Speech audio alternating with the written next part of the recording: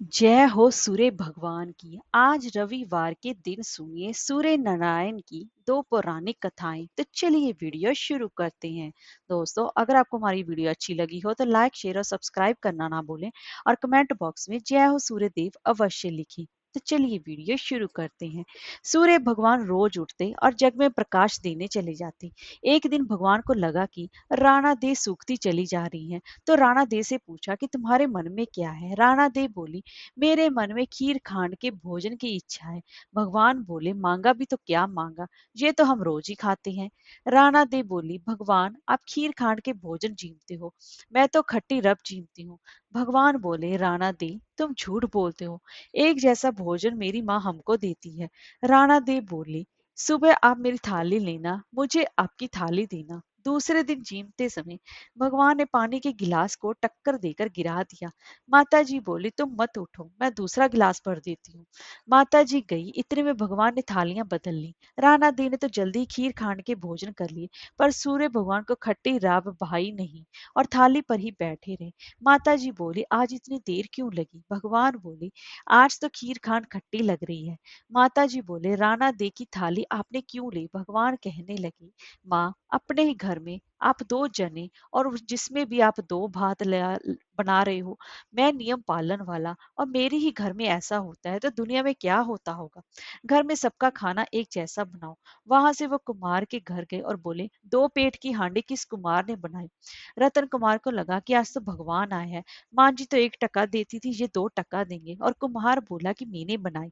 भगवान बोले, आज के बाद तुम्हारे 2 पेट तुमने हांडी के बनाए तो मैं तेरे सहस्त्र पेट कर दूंगा। कुमार बोला, मेरा तो एक पेट भरना ही मुश्किल है, सहस्त्र हो गए तो मैं क्या करूंगा।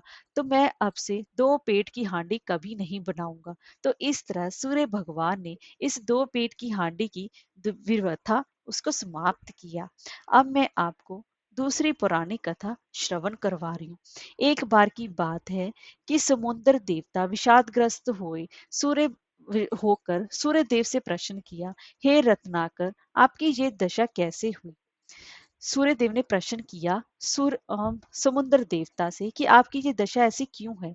यदि मैं आपके दुख निवारण में किंचित सहायक हो सकूं तो मैं अपने आप को सौभाग्यशाली समझूंगा। समुद्र ने अपनी व्यथा प्रकट करते हुए कहा कि हे आदित्य, मेरे पास अथाह जल का भंडार है, परंतु मैं इस जल राशि से एक पक्षी की भी प्यास नहीं बुझा सकता।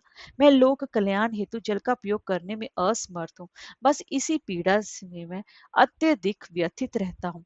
समुद्र के दुख का कारण जानकर सूर्य ने कहा, हे महासागर, ऐसी संपदा जो अपनी विशालता प्रदर्शित करने के लिए ही संचित की जाए और उसे लोक कल्याण में व्यय यानी कि खर्च ना किया जाए, तो वह संपत्ति इस खारे जल के समान ही अनुपयोगी और व्यर्थ सिद्ध होती है तथा अनेकानेक दुखों का कारण भी बनती है। इसलिए बुद्धिमान को चाहिए कि अपने द्वारा संचित धन का समुचित अंश जन कल्याण हेतु समर्पित कर यश का भागी बने।